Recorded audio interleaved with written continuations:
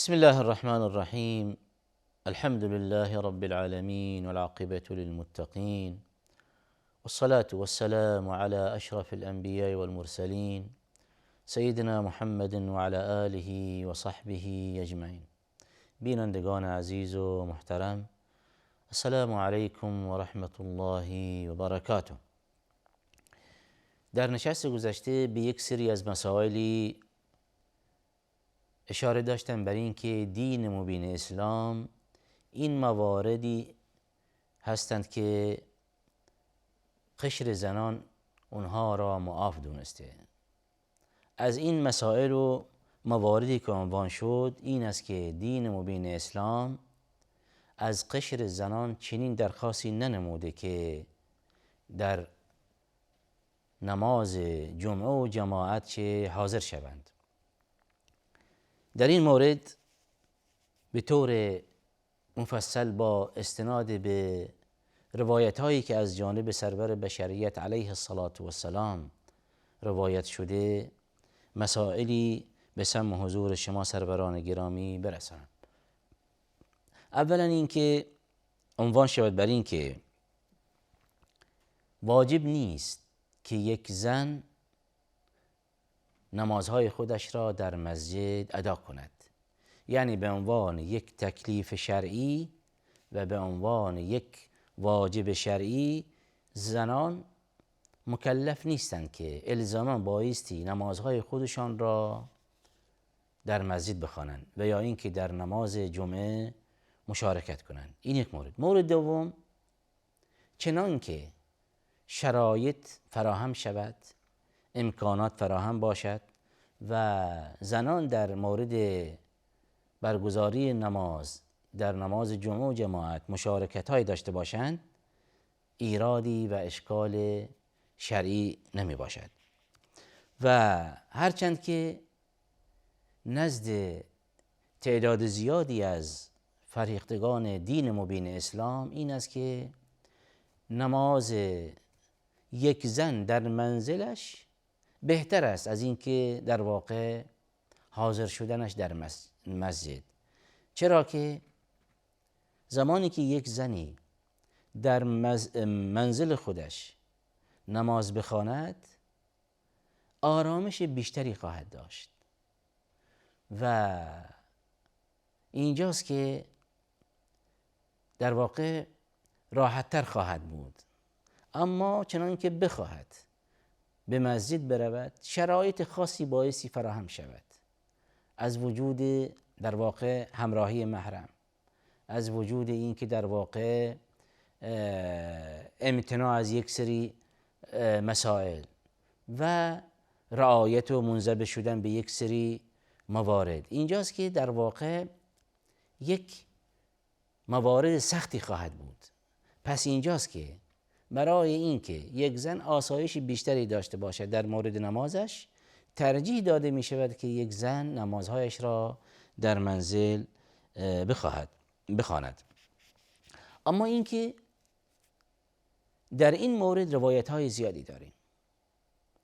یک سری روایت ها به این تشویق می کنند که زنان در منزل خودشان نماز بخوانند.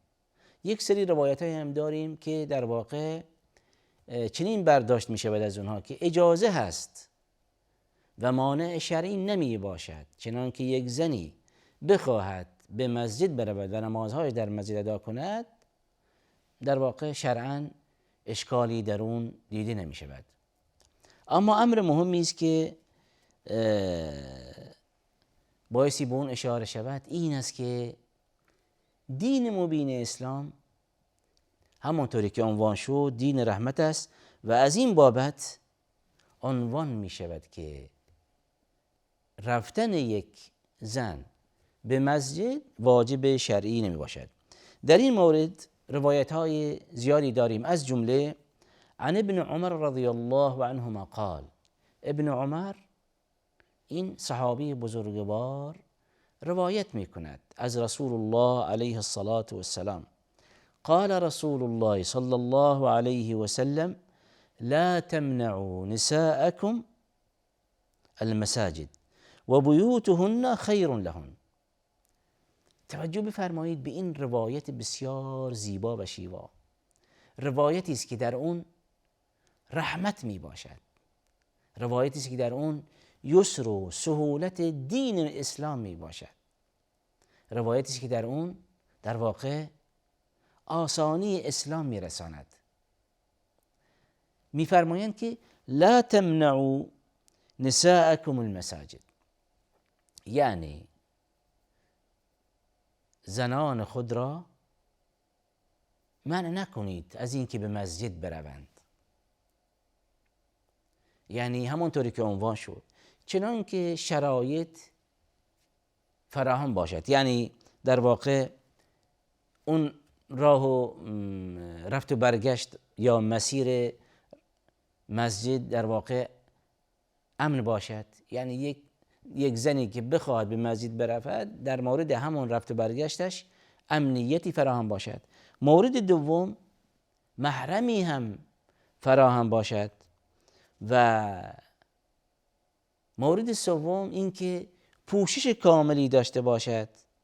و باز هم مورد دیگری که باعثی رعایت شود این است که رفتنش، همین در واقع رفت و آمدش به مسجد و برگزاری نمازش در مسجد، این که حقوقی در منزل هم پایمال نشود.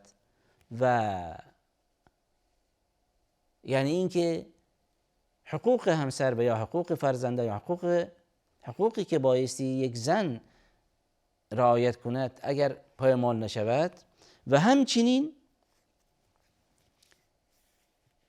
اینکه اختلاطی هم در کار نباشد. چنان که تمام این شرایط فراهم شود، پیامبر علیه الصلاة و السلام می‌فرمایند لا تمنعوا نساءکم المساجد. اینجاست که زنان شما را منع نکنید چنان که بخواهند به مسجد بروند. اما در نهایت روایت چقدر زیبا و شیوا می‌فرمایند و بیوتهم خیر لهم، با توجه به این که نماز خواندن در مسجد فضیلت است، پاداشی دارد، اجر زیادی است و الی آخره، اما در مورد قشر زنان فرمایش نبوی و بیوتهن خیر لهن، یعنی این که نماز خواندنشان در منزل خودشان بهتر است.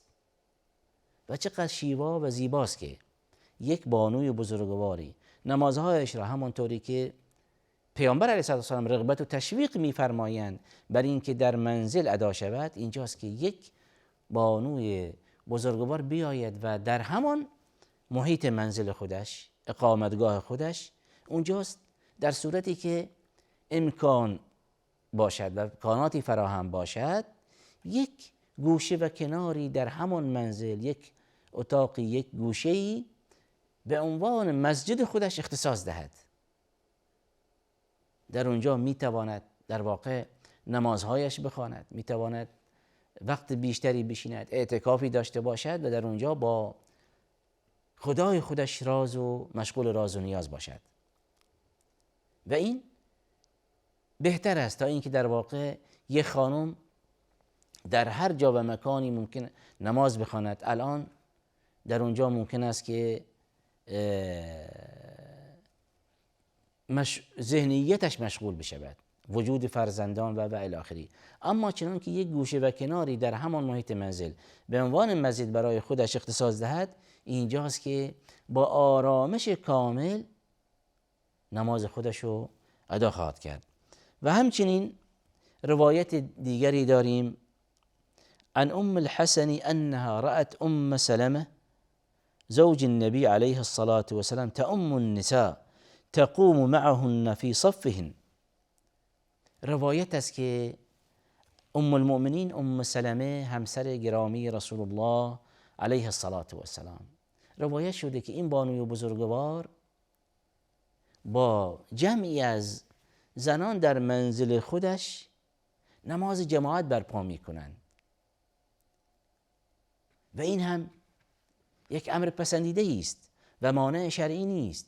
یعنی چنان که با توجه به این روایت بر این که همسر گرامی رسول الله علیه الصلاة والسلام در واقع امامت و پیشوایی داشتند در مورد یک سری از بانوان، این یک امر مشروعی است که الان چنان که خواهرانی در واقع چه در محیط یک خانواده و یا اینکه چند تا از همسایگان، حتی این که در همان منزل یک جا و مکان خاصی داشته باشند، می توانند نمازهای خودشان را، حتی نمازهای به طور عموم نمازهای پنجگانشان به طور جماعت برگزار کنند، با توجه به این مستند شرعی که از ام سلمه رضی الله عنها به عنوان همسر گرامی رسول الله صلی الله علیه و همین عملا انجام داده است. اما به این شرط که در روایت عنوان شده، توجه بفرمایید که تقوم معهن فی صفهن. به چه معناست؟ این که امامت و پیشوایی یک زن در مورد زنان برخلاف امامت و پیشوایی یک مرد در مورد مردان. همانطوری که معروف می باشد، مشهور است، این است که در واقع الان زمانی که چی در مسجد و چی در مسجد و چی در صحرا، هر جا که در واقع چند نفری از قشر مردان نماز جماعتی برگزار کنند، این است که امام جلو جمع باشد و این مأمومین به اون اقتدا میکنند. اما در مورد قشر زنان، امام زنان یا همون کسی که امامت رو به عهده میگیرد، پیشوا، چنین نیست که جلو صف زنان باشد، بلکه در یک ردیف باشند. یعنی در یک صف یکی از این زنان که در وسط صف باشد اونها را امامت میکند. پس با رعایت این شرط مهم، بنا به فرمایش همسر گرامی رسول الله علیه الصلاة و السلام که ام سلمه رضی الله عنها باشد، که همین مورد میتوان بر این که قشری از زنان نماز جماعت برگزار کنند. مورد دوم، باز هم روایتی داریم. رسول الله علیه الصلاة و السلام فرمایش دارند که قال صلی الله علیه و سلم بیوتهن خیر لهن، یقول النبی صلی الله علیه و سلم لا تمنعوا إماء الله مساجد الله و بیوتهن خیر لهن. باز هم پیامبر علیه الصلاة و السلام در این روایت صحیح می‌فرمایند که توصیه است، لا تمنعوا إماء الله، یعنی ای قشر مردان. اینجاست که توصیه می شود به قشر مردان. پیامبر علیه السلام قشر مردان را مورد خطاب قرار می دهد. ای همسر، ای پدر، ای برادر، لا تمنعوا إماء الله، زیر دستان خودتان، چه مادر باشد، چه همسر باشد، چه خواهر باشد، اینها را از رفتن به مسجد و از نماز خواندن در مسجد منع نکنید، چنان که شرایطی که عنوان شد فراهم باشد. شرایطی فراهم باشد، هیچ مشکلی نباشد. اینجاست که چنان که یک زنی رغبت داشته باشد که در مسجد نماز بخواند همراه جماعت، اینجاست که اونها را منع نکنید. و مقصود از حضور در مسجد این است که یعنی این که همون در کنار همون مسجد، همونطوری که الان در کل مساجد عنوان می شود، این که مصلای خاصی، نمازخانه خاصی در کنار همون چه معمولا زده می شود. و اینجاست که دین مبین اسلام و رسول الله علیه السلام می فرمایند که اونها را منع نکنید اگر شرایط فراهم باشند. و باز هم تأکید دارند که نماز خواندنشان در مسجد اولاتر و ارزشمندتر است. پس با توجه به این فرمایشات نبوی به این نتیجه می رسیم، بر این که اولا حضور یک زن در نماز جمعه و جماعت واجب نیست. مورد دوم، یک امر اختیاری است، یعنی چنان که شرایط فراهم باشد این زن میتواند در مسجد چه در همان نمازخانه یا مصلایی که در کنار همون مسجد عنوان شده چه میتواند مشارکت کند. پس اینجاست که در نهایت این مبحث عنوان کنم برای این که یکی از مسائل مهمی که در جانب حقوق زنان عنوان می شود همین مورد، این که زنان از برگزاری نماز جماعت معاف شدند، در صورتی که در مورد قشر مردان چنین چیزی نیست.